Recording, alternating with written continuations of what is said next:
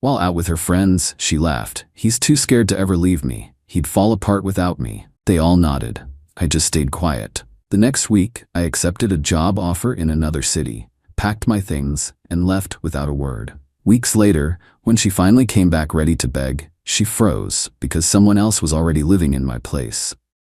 The final nail in the coffin of my relationship wasn't hammered in with a dramatic fight. It was slid into place with a quiet, confident laugh in a noisy, crowded bar. My girlfriend, Jenna, was holding court with her friends, a circle of women who seemed to think life was one long brunch special. I was on the edge of the group, nursing a beer, playing the part of the silent, supportive boyfriend. It was a role I had perfected over our 2 years together. They were talking about another couple's recent breakup. The guy had apparently been a mess, and Jenna's friend was saying how pathetic it was. That's when Jenna chimed in. She took a delicate sip of her cocktail, looked over at her friend, and gestured vaguely in my direction with her glass. "Oh, that would never happen with me," she said, her voice loud enough for everyone to hear. "He's too scared to ever leave me. He'd fall apart without me." She laughed. Her friends all nodded and laughed with her, like she'd just stated the most obvious fact in the world.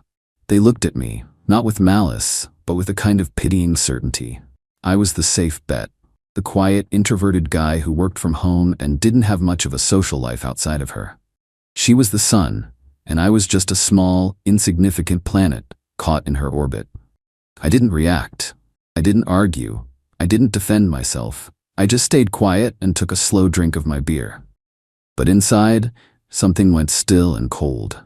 It was the kind of clarity you get right after a car crash when the noise stops and you can suddenly see every piece of shattered glass on the pavement.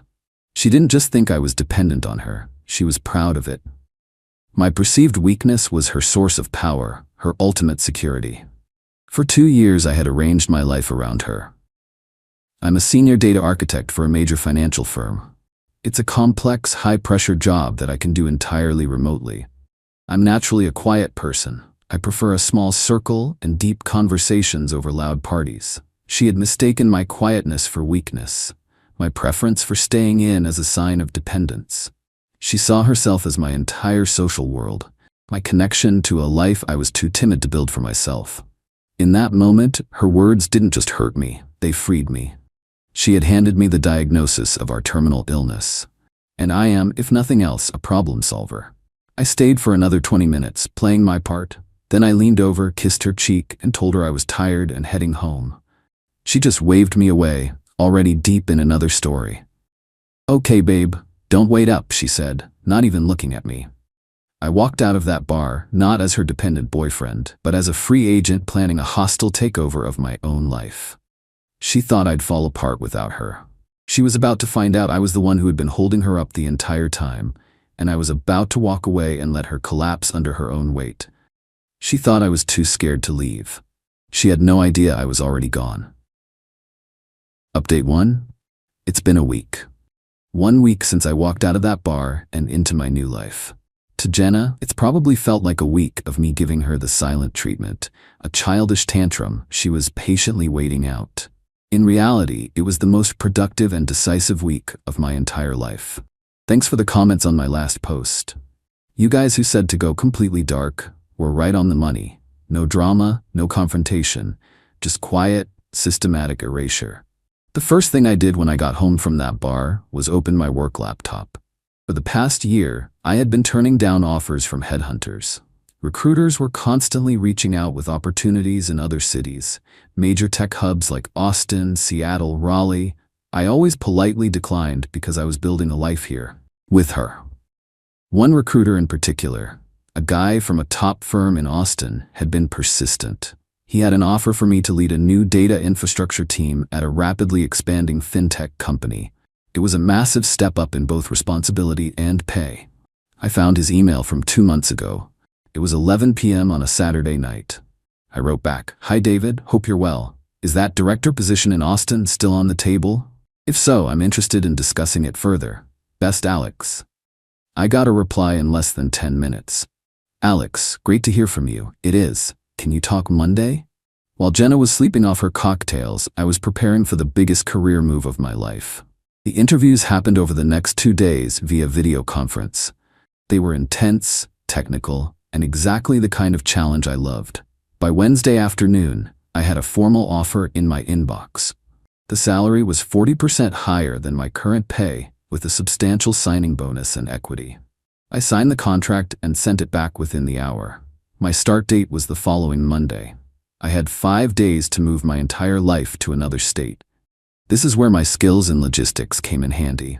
I work with complex systems all day. My own life was just another system to reconfigure. First, the apartment. I own my condo. I bought it before I ever met her. She paid me a small amount for rent each month, a fraction of what it would actually cost, which she usually spent on clothes and brunches anyway. She had no legal claim to the space. Next, I called my younger brother, Matt, and his wife, Sarah. They had gotten married 6 months ago and were living in a cramped apartment an hour outside the city, struggling to save for a down payment on a house. They are two of the best people I know, hard-working and completely devoted to each other. I called Matt and put it to him straight. I'm moving to Austin for a new job. I'm leaving on Sunday. I want you and Sarah to move into my place. The furniture, the TV, everything is yours. Live here, rent-free, for as long as you need to save up for your own house. Just pay the utilities and the HOA fees. It's my wedding present to you. He was speechless. He thought I was joking. When he finally realized I was serious, he got emotional. He and Sarah came over the next day to see the place again, this time as their new home. Seeing the joy on their faces, the way they looked at each other and planned where they would put their things, it was one of the best moments of my life. It confirmed I was doing the right thing. Then came the packing. I hired a long-distance moving company. I only packed my essentials, my clothes, my books, my computer equipment, and a few personal items. Everything else, the high-end furniture I'd bought, the top-of-the-line kitchen appliances, the 75-inch OLED TV, I was leaving for Matt and Sarah. I had the movers pack up all of Jenna's things.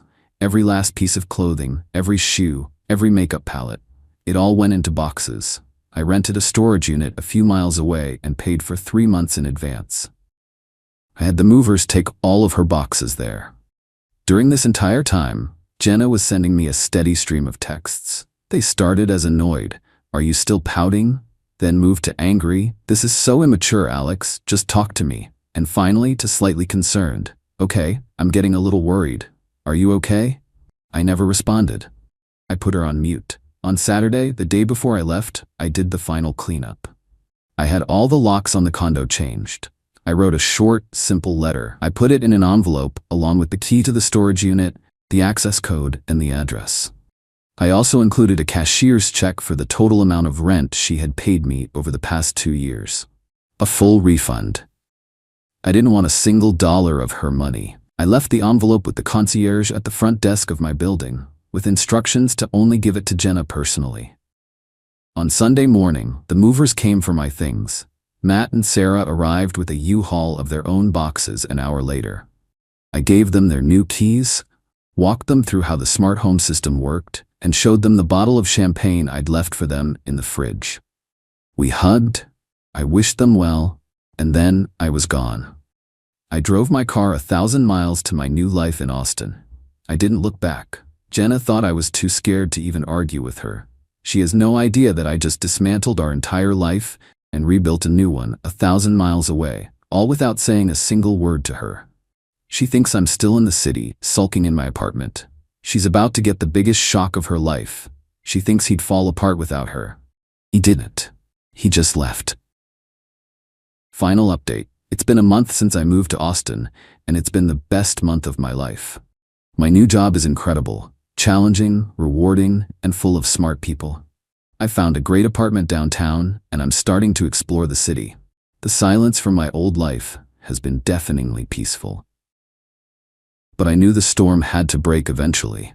It did, last night, and I got a front row seat to the aftermath courtesy of my brother Matt. He called me around 10 p.m., his voice a mixture of amusement and disbelief. "Dude," he said, "you are not going to believe what just happened." He then relayed the story of the past few weeks from his perspective. Apparently, Jenna finally went to the apartment building about 3 weeks ago after a full week of me being gone. The concierge gave her my letter. Matt said he wished he could have seen her face when she read it. Her world, as she knew it, had evaporated. She went to the storage unit and found her mountain of belongings. She tried calling me, but my number was already disconnected. She emailed me, but I have a filter that sends anything from her straight to the trash. She was locked out, cut off, and completely in the dark. According to a mutual acquaintance who was still talking to her, her first reaction was rage. She told all her friends I was a psycho who had a breakdown and vanished. She played the victim card hard. But the narrative started to fall apart when her friends realized she was suddenly homeless and broke. The free dinners, the fancy apartment, the endless river of my money. It was all gone. And without that, she wasn't as interesting to them. She had to move in with one of her friends, a temporary arrangement that was clearly straining. She apparently spent weeks trying to figure out what to do, all the while building up this story in her head that I had just done this to punish her and that I would eventually come crawling back, because after all, I couldn't possibly survive without her. That brings us to last night. She finally decided it was time to play her final card, the tearful, begging apology. She was going to show up at my, now Matt and Sarah's door, ready to cry and forgive me for being so cruel, ready to take me back and fix everything. Matt said they were watching a movie when there was a loud, insistent knock on the door. He opened it to find Jenna standing there. She had clearly prepared for this moment. Her eyes were already red, her face was set in an expression of tragic sorrow. She had her whole speech ready. She didn't even look at Matt. She just looked past him into the apartment, expecting to see me. "Alex," she began, her voice cracking perfectly on cue. "I know I messed up. I was wrong. Please, can we just talk? I'll do anything. I can't live without you." Matt, bless his heart, just stood there, completely baffled. He's a big, friendly guy, and he had no idea who this strange, crying woman was. "I'm sorry," he said. "I think you have the wrong apartment. My name's Matt." Jenna's face froze. The performance just stopped. She looked at him, really looked at him this time. Then she looked past him again, and she started to notice the little changes. The wedding photo of Matt and Sarah on the entry table, the different throw pillows on the couch, the pair of women's shoes by the door that were definitely not her size or style. "What?" she stammered. "Where's Alex?" "This is his apartment." "Oh, Alex is my brother," Matt said cheerfully. "He moved to Austin a month ago for a new job. He's letting my wife and me live here while we save for a house. It was incredibly generous of him." At that moment, Matt's wife, Sarah, came to the door to see who it was. She's a sweet, down-to-earth girl, the complete opposite of Jenna. She smiled kindly at the confused woman on their doorstep. Matt said the look on Jenna's face was something he would never forget. It was the look of a person whose entire reality had just been fed into a wood chipper. The story she had told herself for weeks, that I was close by, pining for her, waiting for her to come and save me, was a lie. I wasn't in a corner, falling apart. I was 1,000 miles away, thriving. I hadn't just left her. I had replaced her life in my apartment with a better one, a happier one, for people I actually cared about. The final brutal blow was the realization that I hadn't just abandoned her. I had given away the entire lifestyle she thought was hers to my brother, for free, as a gift. The home, the furniture, the life of comfort, it was all still there. She just wasn't invited to it anymore. "He's in Austin?" she whispered, the words barely audible. "Yeah, he loves it there," Matt said. "He's doing great." Jenna just stood there for a long moment, completely silent. The fake tears were gone, replaced by a blank, hollow look. She had built her entire sense of self-worth on the idea that I was weak and she was strong. In one conversation, on one doorstep, that entire foundation was obliterated. She wasn't the one in control. She was just an inconvenience, a stranger at the door of a happy couple's home. She didn't say another word. She just turned around and walked away. Matt told me he and Sarah felt a little bad for her, but mostly they were just amazed at how thoroughly I had planned my exit. I hung up the phone and looked out at the Austin skyline from my new balcony. I felt nothing for her. No anger, no pity, not even satisfaction, just a profound sense of peace. She had predicted I would fall apart without her, but she had it all backward.